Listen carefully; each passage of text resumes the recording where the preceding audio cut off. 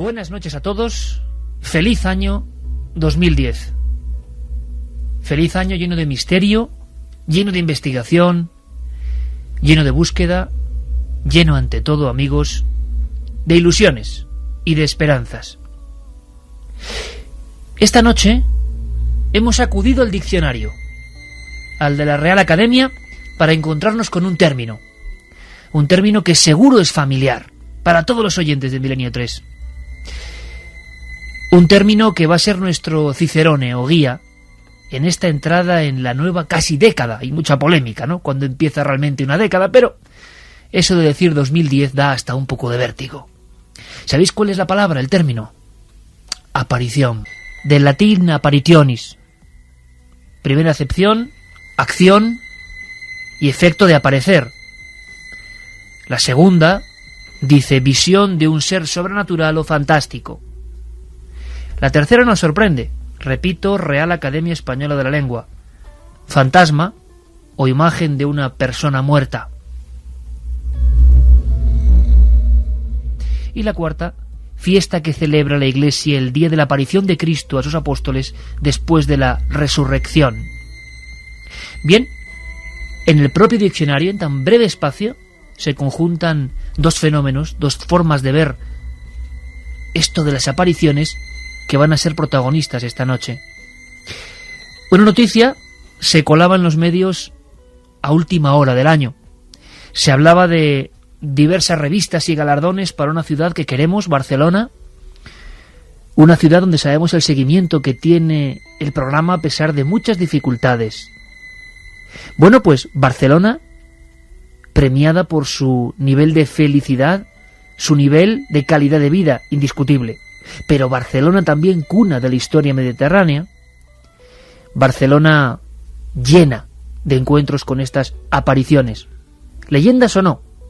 Eso vamos a intentar descubrirlo. La primera historia de una aparición que a mí me contaron, ocurrida en Barcelona, fue muy breve, pero me impactó. Hace muchos años, y en otra emisora mucho más humilde, alguien que era viajante de comercio nos contaba que se hospedó cerca del barrio gótico, en una casa de huéspedes. Era una noche cualquiera, una de tantas, en tantos viajes, tantos negocios, tantas historias. Cuenta que cuando estaba fregando los platos la señora que atendía en la humilde pensión, él vio algo que le extrañó. Esta persona nos confesaba que, como si fuese un abrir y cerrar de ojos, como si fuese un centelleo, algo que se ve o no se ve, algo que parece que está todavía en los márgenes de la visión del ser humano, creyó ver una sombra muy pequeña, quizá un niño. Pero aquella señora no tenía hijos. Allí no había nadie más. Él era aquella noche de invierno, en los años 70, el único cliente.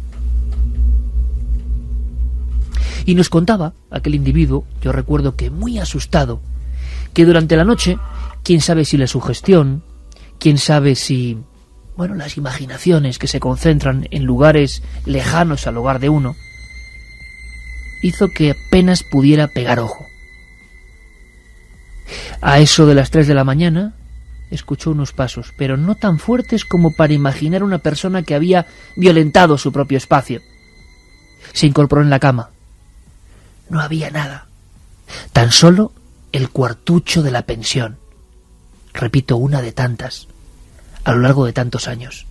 Solo cuando intentó de nuevo acostarse, intentó recobrar la calma, concentrar sus fuerzas en precisamente dormir para un día siguiente que iba a ser de ajetreo, él dice que junto a la mismísima puerta, clareándose por la poca luz que entraba por la ventana, la luz de una farola de la calle, vio perfectamente, indiscutiblemente, la silueta de un niño con los brazos pegados al cuerpo, de un niño al que no se veía el rostro, pero que le miraba fijamente.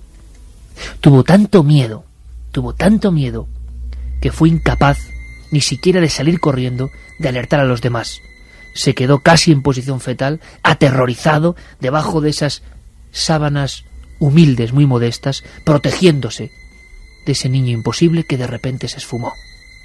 Este hombre nos contaba, no sé si será verdad o no, que tiempo después, diversas excavaciones y diversas obras descubrían catacumbas y descubrían tumbas muy pequeñas justo debajo de aquel suelo que en el año 1974 era una humilde pensión.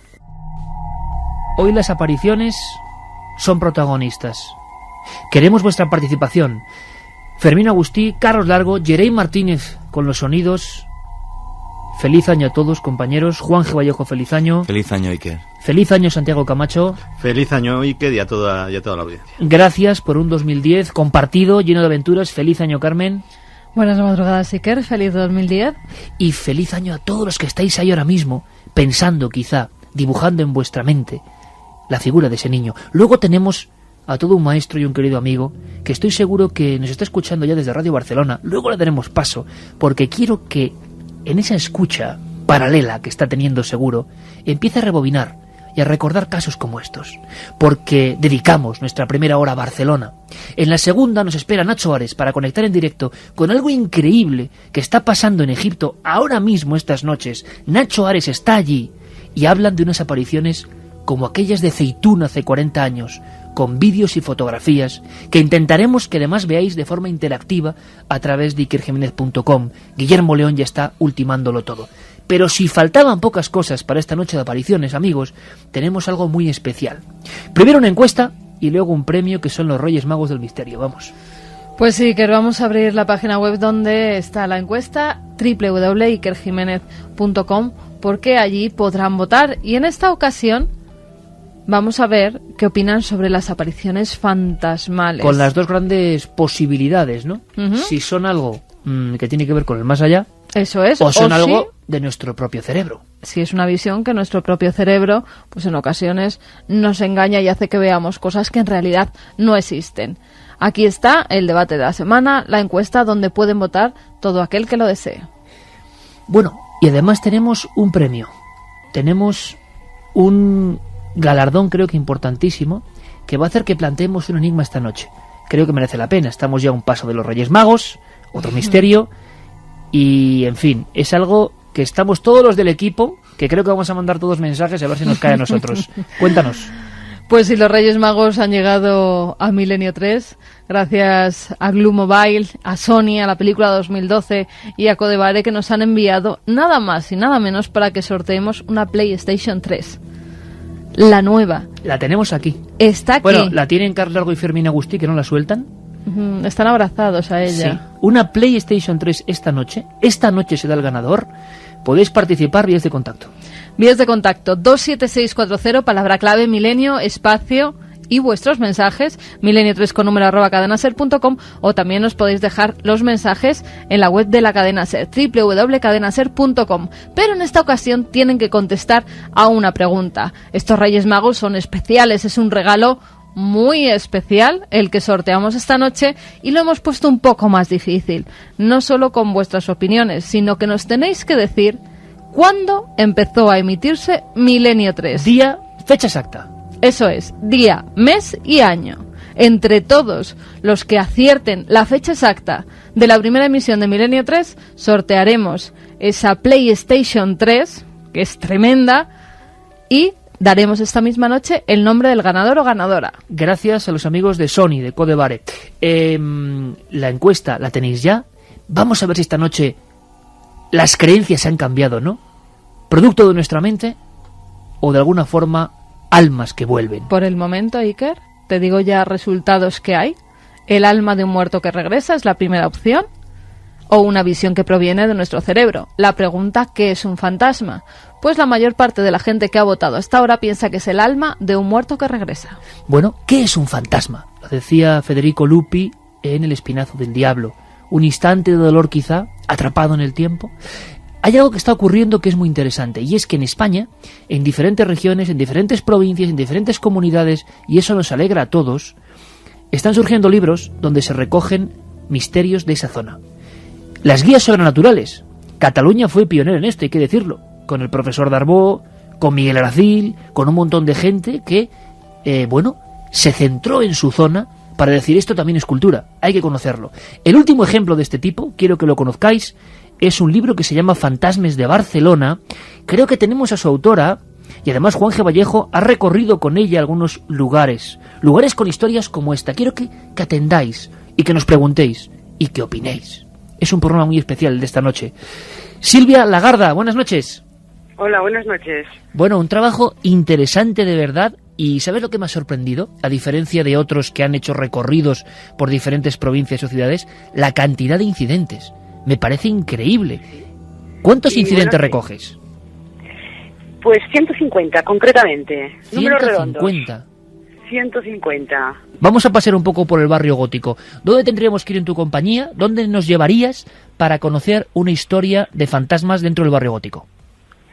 Bueno, una de las más apetitosas está, digamos, a las puertas de lo que sería el barrio antiguo de Barcelona, que sería ese particular fantasma de la ópera que tenemos en el Liceu, que realmente resulta especialmente atractivo. Es decir, el Liceu de Barcelona, que se quemó hace poco, bueno, hace también anteayer, no era la primera vez que se incendiaba, era la segunda. Había sufrido también inundaciones, techos que se desmoronaban, 2 bombas anarquistas terroríficas, y la verdad es que, bueno, podías pensar que eran fruto de la casualidad hasta que salió la historia de la existencia, pues, de un fantasma que por lo visto ronda por el recinto y que es el que de alguna manera atrae la desgracia sobre el teatro. El Liceu está construido encima de lo que había sido el cementerio de un convento en aquella época, es decir, antes de la desamortización. Todo lo que era la Rambla de Barcelona, en su vertiente derecha, mirando hacia el mar, estaba constituida por conventos que estaban fuera de las murallas, y la verdad es que, bueno, estos conventos ya en su momento sufrieron bastantes ataques. Algunos de estos conventos fueron quemados durante las revueltas típicas de las ciudades en el siglo XIX. Y bueno, este convento, concretamente el de los Trinitarios, estaba situado donde está actualmente el Liceu, y parece que el patio de butacas está justo encima de lo que había sido el cementerio de los Trinitarios, con lo cual pues parece que entronca bastante con el fantasma que causa las desgracias.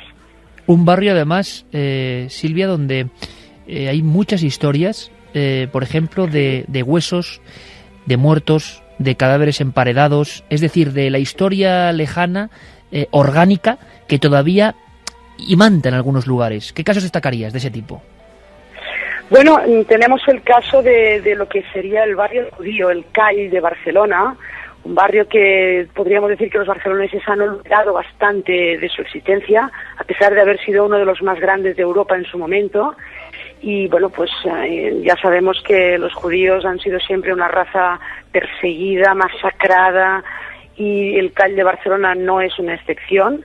Se conocen bastantes razzias históricas, y la verdad es que se han encontrado a menudo, cuando se ha tirado abajo una casa para construir un edificio, se han encontrado auténticas barbaridades, montones de huesos emparedados, tumbas. Por lo visto ellos mismos a veces se enterraban en los sótanos de sus casas.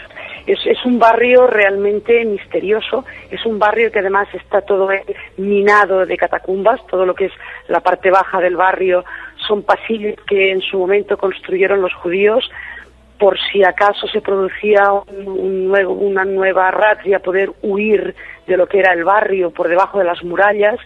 Todo esto se ha encontrado cuando se han hecho excavaciones o cuando se han construido edificios, y bueno, pues no se han encontrado vacíos, se han encontrado muchas veces con huesos de fallecidos, con lo cual las historias de fantasmas judíos rondando por este barrio pues son numerosas. Te has encontrado, hay una máxima en las historias de fantasmas, de supuestas apariciones, que casi siempre se cumple. Lugares con historia, evidentemente, muchas veces eso, emparedados, enterrados, catacumbas o camposantos de otro tiempo, y a veces obras. Es decir, cuando empiezan a pasar cosas, muchos años después, es cuando se remueven cimientos, se hacen obras, digamos, porque la ciudad se ensancha o cambian sus vías principales. ¿Te has encontrado también esa curiosa similitud de casos, Silvia, entre movimiento de tierras antiguas y, bueno, el surgir de esas cosas inexplicables a las que llamamos fantasmas? Pues sí, una de las creo que el más antiguo del libro se remonta a la época de los romanos.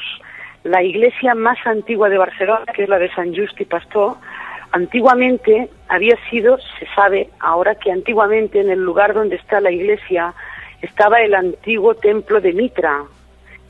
Por lo visto había un pozo que comunicaba con las catacumbas donde se ocultaban los antiguos cristianos de Barcelona. También era un pozo al que luego los romanos arrojaban a los mártires después de torturarlos bárbaramente, y parece ser que los familiares de esta gente esperaban en las catacumbas para recoger los cadáveres y enterrarlos en esas mismas catacumbas que ellos habían excavado anteriormente. Pues bueno, lógicamente cuando se han removido estas tierras a lo largo de todos estos siglos, porque ha sido constante, construir una iglesia católica, ampliarla, una parte de la iglesia que se ha derrumbado, ha sido constante la aparición de huesos que se atribuye a estos mártires enterrados por sus familiares en estas catacumbas. Y por ahí dice la tradición que por las noches, por el brocal de este pozo, pues los vecinos veían salir los espíritus nebulosos de los fantasmas. Hay otra máxima, otra especie de hilo conductor en este tipo de asuntos, y que aquí creo que se cumple. Hay diferentes casas donde las ánimas o han sido convocadas o han aparecido en diferentes barrios, en diferentes zonas e incluso en diferentes épocas. O sea, ¿cuál es el caso que decías, caramba, aquí puede haber algo realmente misterioso? Bueno, pues curiosamente es el caso que descubrí gracias a tu programa.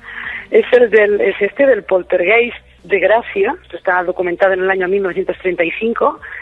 Tiene nombres, apellidos, tiene calle, número, piso, y tiene incluso denuncia en la Guardia Urbana, en la Policía Nacional, porque bueno, pues este poltergeist se dedicó durante bastantes días a machacar a una familia que vivía en este edificio. Estamos hablando de un barrio, ya no estamos hablando del casco antiguo, sino estamos hablando de Gracia, de un barrio que antiguamente había sido un pueblo independiente, y la verdad es que la cantidad de información es asombrosa, porque en Gracia encontré dos, el más documentado, el que he inventado, pero otro que era simplemente una referencia en un libro, 2 líneas como curiosidad, y ahí fue donde empezó la tarea periodística de decir, vale, muy bien, tenemos localizado el fenómeno, esto está relativamente cerca del otro, pero no lo suficiente como para que sea una influencia directa.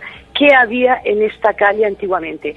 Y la sorpresa fue descubrir que en esa calle, en la altura donde se manifestaba este poltergeist, había existido un antiquísimo cementerio rural muy desastrado, donde parece ser que incluso los cadáveres ni siquiera eran enterrados. Desde los hospitales cercanos, cuando moría alguien sin parientes, prácticamente los arrojaban por encima de la tapia, algo tan espantoso que los vecinos acabaron exigiendo al ayuntamiento que clausurase ese cementerio, porque era un auténtico horror metido en mitad del campo. ¿La gente ve lo mismo? Es decir, las crónicas más primitivas, el fantasma tipo, ¿se ha mantenido más o menos a lo largo del tiempo? Pues yo creo que sí. Yo creo que más allá de mitos y de iconografías, la sábana, todo ese tipo, la sábana, que al fin y al cabo la sábana es el sudario con el que muchas veces pues se ha enterrado a los muertos a lo largo de prácticamente toda la humanidad. Entonces la gente lo ha identificado. Es que a veces eran sábanas realmente, cuando no existía la posibilidad de confeccionar un sudario expresamente para el muerto, pues se utilizaban sábanas domésticas para envolver los cuerpos. Pero más allá de esto, yo, por lo que he constatado, la gente de todas las épocas lo que ha visto es lo mismo. Es decir, un poco lo que intenta reflejar la portada del libro: sombras difusas, con claridades especiales, espectrales, que se les ha llamado, porque parecen tener su luz propia, cadencias muy, muy suaves, muy a cámara lenta, es decir, cuerpos sin cuerpo. Nada más espantoso o nada más a contracorriente dentro de ese arquetipo que, por ejemplo, un fantasma de un niño. ¿Te has encontrado casos? Pues Bueno, uno de los casos más documentados y más famosos, creo que casi diríamos que es una leyenda urbana que comparten una buena parte de los barceloneses, es precisamente la del Santet del Poble Nou, que bueno, es uno de los cementerios, digamos, tal como entendemos hoy en día los cementerios, más antiguos, el cementerio viejo, el cementerio vell, y bueno, es una historia curiosa de una lápida que se rompe cada vez que la cambian. Y bueno, pues ¿a quién pertenece esta lápida? Pues pertenece no tanto a un niño, pero sí a un adolescente muerto joven en extrañas circunstancias y que de alguna manera se manifiesta rompiendo cada vez que la ponen nueva, rompiendo esta lápida hasta el punto de que al final se decide dejar la lápida rota. Pero luego se crea alrededor de todo esto un espacio en el que la gente discute si es porque es un santo, si es un fantasma de un niño enterrado vivo. También se documenta otro caso de un niño enterrado vivo por la misma época en que sucedían estos hechos. Bueno, el caso es que cualquier persona que visite el cementerio viejo de Barcelona rápidamente localizará la tumba del Santet. Es un nicho bastante vulgar, pero que ha habido que vaciar todos los nichos de los alrededores y no llenarlos, porque la gente deja ahí flores, deja esbotos, deja deseos. Es decir, es un caso realmente curioso. ¿El lugar que más te ha puesto la carne de gallina podría ser este o hay más? Bueno, los cementerios yo creo que a todos nos causan una cierta aprensión, incluso a los más, digamos, valientes, porque de alguna manera estás en contacto con algo que no acabas de controlar. El de Barcelona, además, es un cementerio inmenso, es una ciudad de muertos, con sus calles, con sus historias. Está allí el panteón de los espiritistas, hay ahí enterrados en una fosa común incluso personalidades. Es decir, es un sitio que causa una cierta aprensión. No me atraería especialmente quedarme encerrada dentro de él una noche. ¿Y qué buscan los fantasmas, Silvia? ¿Por qué regresan en estas historias? ¿Venganza? ¿Mensajes? ¿Señalización de elementos concretos porque algo se esconde, por ejemplo, en un lugar? Si algo puedo constatar es que de estas posibilidades que tú me has planteado, casi te diría que venganza no. Sucesos trágicos, muertes violentas, sin sentido en muchas ocasiones, no sé, no son unos fantasmas tampoco especialmente malévolos. Incluso los más violentos, tienes la sensación de que no intentan de ninguna manera molestar, sino manifestar su presencia por algún motivo que, bueno, pues nuestro trabajo sería desentrañar cuál es ese motivo. Pues Silvia Lagarda Mata, la verdad es que yo creo que vas a tener mucho éxito con este trabajo, porque hacía falta, porque como decimos, cada vez son más las ciudades que se ocupan de su otra historia, que pertenece ahí, que se cuenta de generaciones en generaciones. Muchísimas gracias, amiga, y seguro que nos vemos pronto por esos lugares. Un abrazo muy fuerte. Otro para ti. Una ciudad cosmopolita, muy moderna, de gran calidad de vida, pero también con su estigma, con su pasado, con sus relatos de apariciones desde el principio del tiempo, como hemos visto con este primer paseo. Una de las personas que más hizo porque se conociesen estos casos, que registró algunas historias que seguro que ha estado recordando, que nos llenaron de miedos, fue Sebastián Darbó. Yo recuerdo como si fuese hoy, hacia el año 87, cuando compré un libro que se llamaba La verdadera historia del viaje al más allá. Yo no he visto la película de cine, que es una película que hizo Sebastián Darbó, llamada Viaje al más allá, donde recuperaba varios casos puramente parapsicológicos. Pero recuerdo que la lectura de aquel libro, las fotografías que acompañaban a aquel libro, donde por ejemplo se hablaba de algunos fenómenos extraños en domicilios, de verdad que me estremecieron por cómo estaban contados, con qué cantidad de documentos.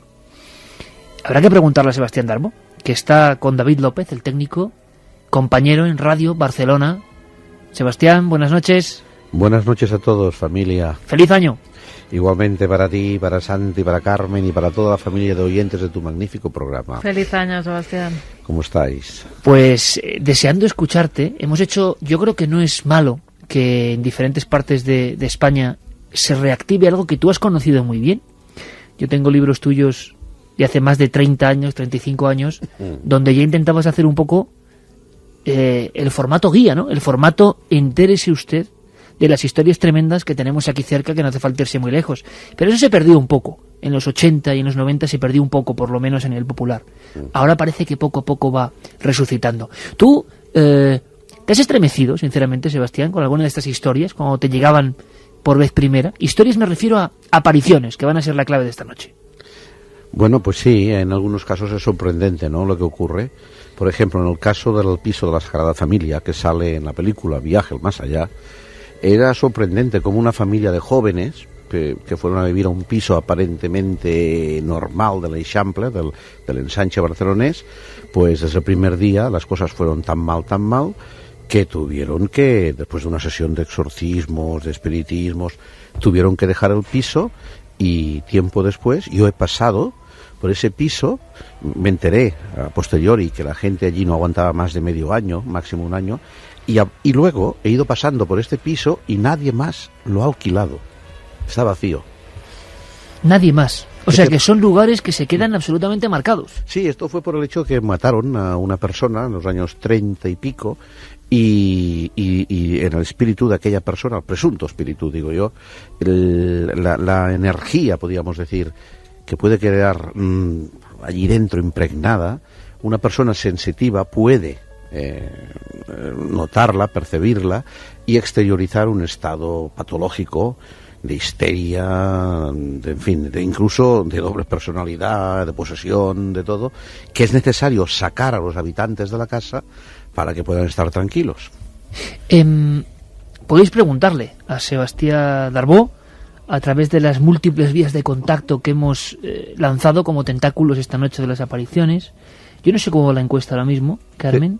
Te quería decir una cosa, y que, si me permites, el libro Fantasmas de Barcelona está estupendo. La Silvia Lagarda Mata, que reconoce que no es de nuestro sector, ¿sabes? No es del periodismo de misterio, sin embargo ha hecho una buena recopilación.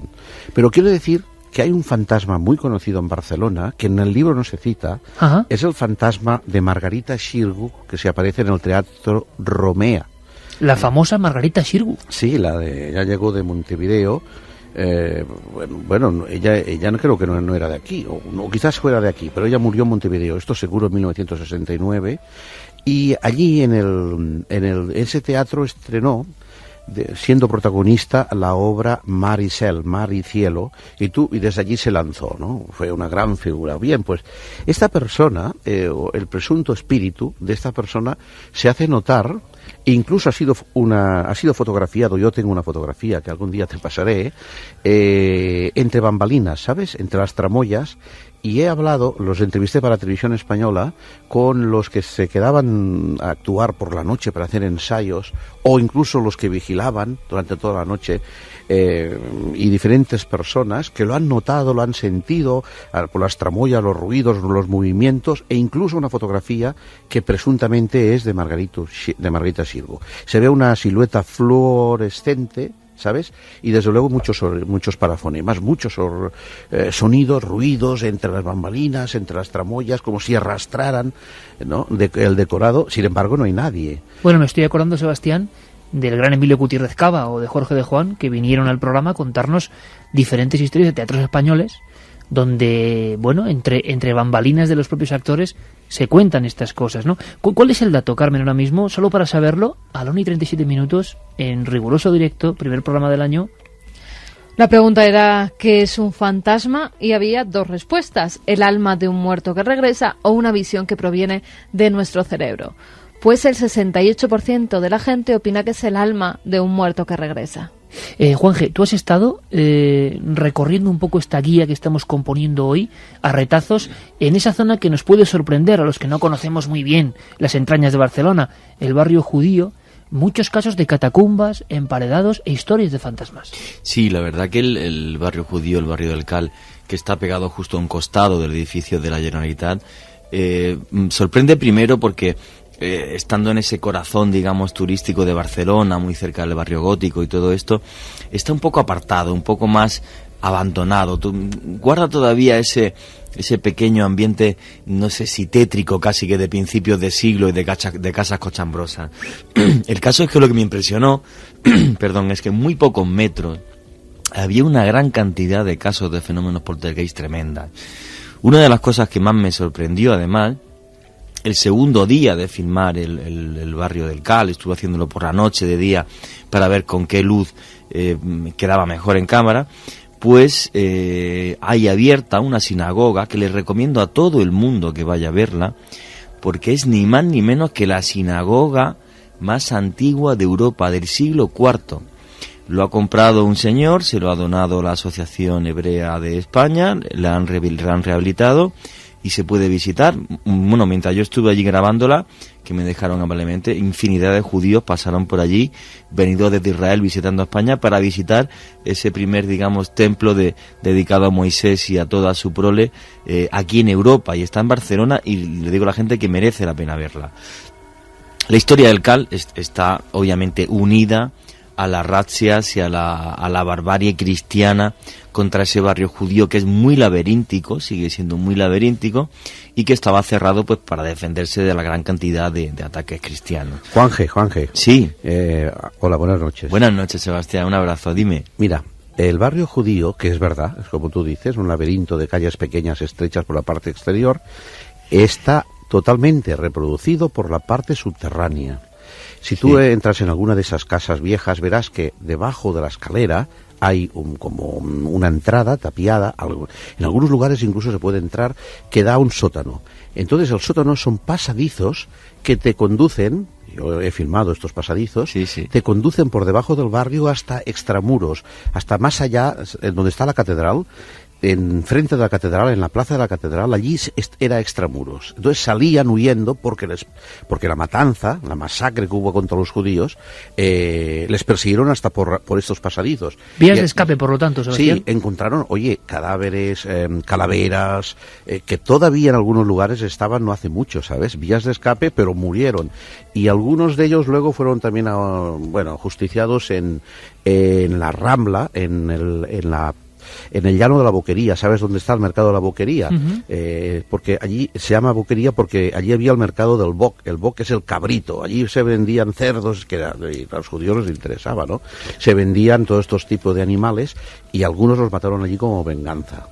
Oye, Sebastián, una cosa importante. Yo te estoy viendo ahora mismo, por ejemplo, en los años 70, en televisión española, en la cadena SER. Donde, Barcelona, claro, Madrid. Ahí, donde recibiste el premio Ondas, ni más ni menos, donde divulgaste temas de la Cataluña insólita, que era algo muy desconocido. Pero yo voy un poco más a lo personal.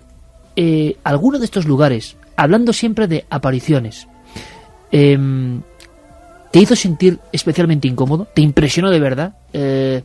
¿Lo pasaste mal en alguno de aquellos reportajes? Pues sí, lo pasé mal en algunos reportajes, sí que es verdad. Por ejemplo, la muerte de un aviador aquí en el Aeroclub de Sabadell, que luego se aparecía en casa de su mujer, dentro, allí en el dormitorio, la mujer, unos ataques, arrancó las puertas del dormitorio, del armario, creyendo que el espíritu estaba dentro. Fue impresionante. ¿Qué había ocurrido? ¿Un accidente mortal? Sí, y luego la mujer se mató con una avioneta y luego se le aparecía el hombre a su mujer. Y la mujer vivía en Las Corts, cerca del campo del Barça, y creía que estaba dentro de un armario, estaba allí recogido porque tenía la ropa con la que murió, ¿sabes? La tenía allí la mujer guardada, y bueno, y la mujer... Este fenómeno de sansonismo se da mucho en los casos de posesión, que tienen una fuerza extraordinaria y arrancan la puerta del armario. Del estado en que se encontraba esta viuda. Claro, esto es impresionante porque estás allí. Entonces, mientras estaba allí, mientras pasaba esto, vi delante mío como un cuadro que estaba en la pared se doblaba. Se dobló. Te aseguro que se dobló. Y era un cuadro. ¿Se doblaba un cuadro? Se dobló solo, ¿sabes? Un cuadro que se dobla como si tuviera... ¿Y qué como hiciste? si fuera plastrina. Pues intenté fotografiarlo. Y, Sebastián, ¿hay algún nexo común? Casas de Barcelona, ¿no? Esta Barcelona de la modernidad, sobre todo a través de las obras del año 92, este sentido siempre muy europeo, pero ¿hay alguna constante? Estos casos de apariciones ocurren en la zona vieja, en las partes obreras, en grandes mansiones. ¿Te has encontrado algún nexo para identificar el lugar con los hechos de las supuestas fenomenologías extrañas? Piensa, estamos hablando de una ciudad muy antigua, de más de 2000 años de historia, de la época de, ya el mito de Barcelona nace con Hércules, fíjate, y luego con Amílcar Barca, los cartagineses, luego los romanos que trajeron a tierra sagrada. Entonces es una ciudad tan antigua, donde han basado tantas tradiciones, tantas creencias animistas, que aquí hay de todo. O sea, al contrario de Madrid, que es una ciudad del siglo XVII, Barcelona es muy antigua, ¿no? Entonces, claro, las tradiciones de toda esa gente de tantos siglos, ¿cómo te diría yo? Infieren en el espíritu, en el comportamiento de la gente que vive en estos terrenos y en estas casas. Y esto ocurre sobre todo en la parte antigua, en el barrio del Gótico, pero también en el barrio de Ribera, que es un barrio que hay enfrente de la estación de Francia, que fue muy destruido cuando abrieron la vía Laetana, y también ocurre en la Barceloneta, que intentaron destruir el barrio, cambiarlo. Un barrio de inundaciones, en fin, de malas historias del mar, ¿sabes? ¿Tragedia siempre unida a posteriores apariciones? Siempre, siempre, siempre. Es el momento en que uno sufre cuando se produce esta descarga, esta psicorragia de energía, que es normal, porque una persona en un estado de tensión descarga, y es normal que impregne un lugar donde ha sufrido durante tanto tiempo. El caso del Liceo, por ejemplo, que antes lo comentaba la Silvia, es algo increíble, porque el Liceo es increíble, porque es un lugar donde estaba el convento de los trinitianos, es verdad, un convento que fue destruido por las hordas en aquel momento, en 1844. Entonces, los enterraron allí mismo, o no los enterraron, los sepultaron. Encima metieron un teatro el 4 de abril de 1847. Un teatro que se quemó, porque había un verso, que ahora te lo diré, ya advirtiendo que si lo volvían a levantar, lo volverían a quemar. Y esto ocurrió en 1861, el 9 de abril, la primera vez que se quemó. Luego, cuando llevaba medio año construyendo otra vez el teatro, vino una inundación, porque habían deshecho las puertas de entrada de Barcelona que había en la parte de arriba de las Ramblas, que tú lo conoces, donde está la Plaza Cataluña en las Ramblas. Pues quitaron las puertas y entonces bajaba por allí un torrente, las Ramblas significa un torrente de agua, y lo inundó todo. Pero no obstante levantaron otra vez el teatro, me estoy refiriendo al Liceo, ¿no? Y se volvió a quemar en 1800, sí, ¿cuándo fue la segunda vez que se quemó? 1861.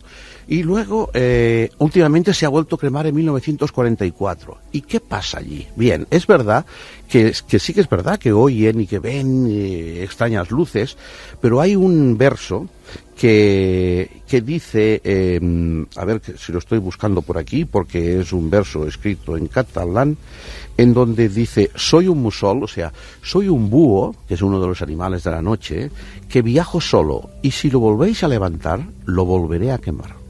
Es un verso que se decía antes de la última gran... En la segunda. O sea, cuando se quemó la primera vez y lo volvieron a levantar, les dijo: si lo volvéis a levantar, al altar, a levantar, lo volveré a quemar. Entonces aquí pasa lo siguiente: en el momento que murieron esos frailes que fueron realmente violados por una turba de gente de las bullangas barcelonesas, la verdad es que los enterraron a todos, y entre ellos una de las cosas que desapareció, que se ve que profanaron, era el anillo del padre prior. Bien, este anillo presuntamente está todavía enterrado debajo de la platea del teatro. Y dice la tradición que mientras este anillo no se recupere, el Liceo tiene los días contados otra vez.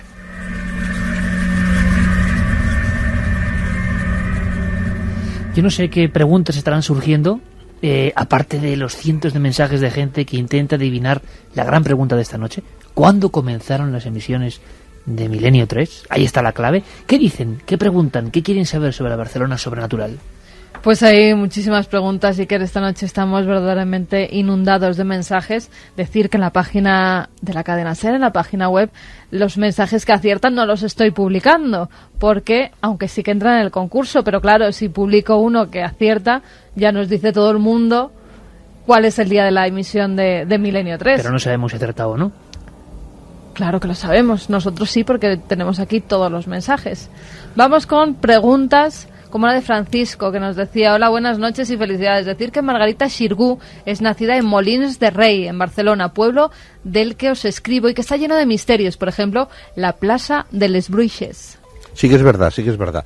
Ella es de Molins de Rei, los Molinos del Rey, ¿no? Del Rey. Hay un monumento en la plaza. Lo que quería decir es que murió en Montevideo en 1969 y hay un monumento a ella. Y sí que es verdad que en la Plaza de las Bruixes, porque en aquella zona del Llobregat es donde se reunían las brujas de esta comarca en el centro de esta plaza. Es verdad. David Genesí nos dice: los fantasmas son almas que no logran llegar a una dimensión paralela y permanecen en un espacio entre esta realidad y la otra. Almudes de Valencia nos decía que cuando tenía 11 años vio a un niño donde su primo no veía nada, y por aquel entonces yo no tenía ni idea de nada del misterio, así que ¿cómo podía tener algo que ver con mi cerebro? Cree que vio un fantasma de verdad. También nos pregunta Ada por qué no se reproducen nada de fenómenos en los laboratorios serios para certificar científicamente estos presuntos fenómenos. Se han hecho experimentos, ¿no? Bueno, claro. La persona que dice esto es que está indocumentada. Uy, han habido hasta 200 y pico de universidades en el mundo con laboratorios de parapsicología donde se ha investigado de forma cuantitativa estos fenómenos. Lo que sucede es que en el laboratorio el conseguir la consistencia estadística, una consistencia de que el fenómeno existe, es más difícil que no un fenómeno espontáneo y de tipo emotivo. Es más fácil, ¿no? Pero sí que se ha investigado y se ha estudiado y se ha demostrado la existencia de la percepción extrasensorial, sin matizar si es telepatía, clarividencia o premonición, pero sí que la percepción extrasensorial existe. Es más, está la parapsicología reconocida en la Asociación Internacional de Ciencias, con sede en Nueva York, como una ciencia más presentada precisamente por los antropólogos.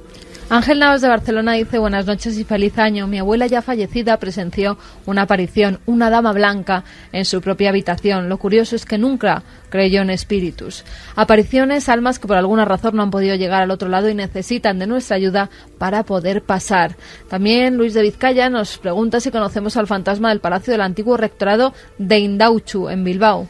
Pues no, pero la pregunta que le hago a Sebastián Darbo es: se ha mencionado como icono que puede ser el que más miedo da a la gente, lo más a contracorriente, el fantasma de un niño. Yo empezaba el programa con una historia que me contaron hace ya más de 15 años, un viajante de comercio que veía un niño en una vieja casa de huéspedes o pensión de la parte antigua de Barcelona. ¿Te has encontrado con casos de este tipo, Sebastián? O sea, con casos de donde parece que surge lo más terrorífico para un ser humano, la aparición de un niño en un lugar donde no tiene nada que ver con él, donde parece que es quizá testigo de alguna muerte o algún hecho extraordinario en la antigüedad. ¿Has registrado este tipo de apariciones? Sí, en la parte alta de Barcelona, en el Paseo de la Bonanova, hay una casa que todavía está deshabitada, con jardín y todo, es como un viejo palacete, que aparecía una niña cantando y se le veía moverse, deambular en el interior del palacete desde fuera. Y las últimas noticias que tenemos, que yo llegué a entrevistar a la última persona que vivió allí, decía que el teléfono a veces le sonaba sola y cuando se ponía el teléfono aparecía la voz de una niña que presuntamente había muerto en esa habitación. Lo cierto de esto es que, si bien la grabación del teléfono no tenemos, sí que pudimos constatar otro fenómeno que se producía, y es que había una muñeca que lloraba y hablaba o emitía sonidos. Una muñeca, por supuesto, de yeso, ¿no?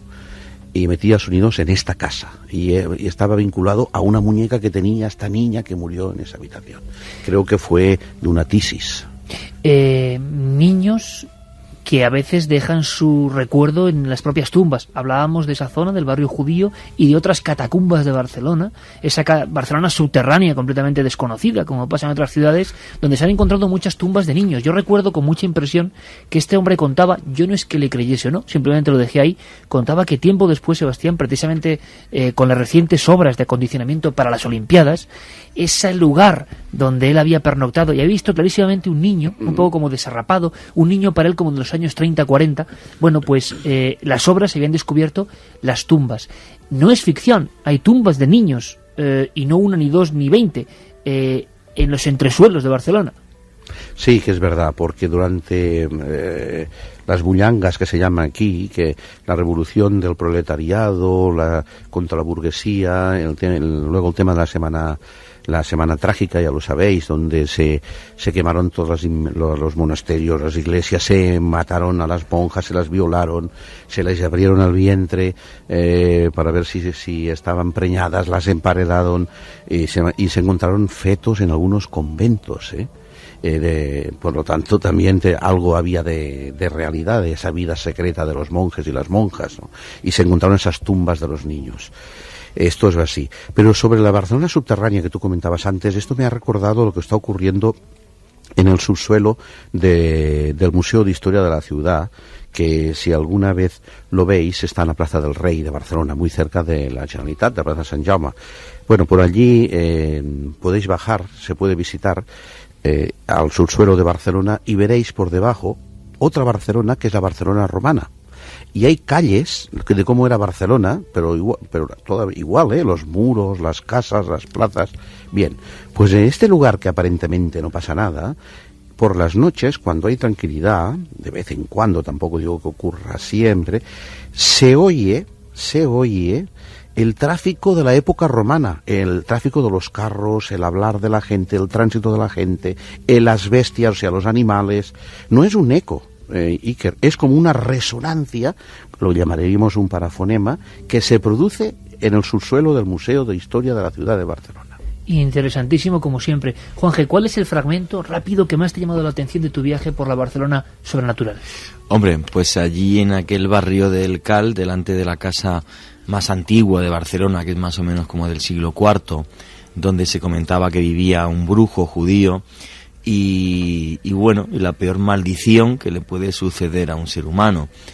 Su hija, que era muy bella, estaba enamorada de un noble catalán y no quería casarse con ella, obviamente, por la diferencia de religión. Entonces lo que comenta la leyenda de la historia es que este señor, este noble catalán, ante la imposibilidad de que ella siguiera siendo su amante, a su mismo padre, que era brujo y conocía perfectamente el tema de las hierbas mágicas, le pidió un veneno que fuera de muy sutil olor, sin decirle para qué iba a utilizarlo. Entonces él fue luego al balcón a llamarla y a encontrarla con ella, le dio una rosa que estaba impregnada con ese veneno y ella murió.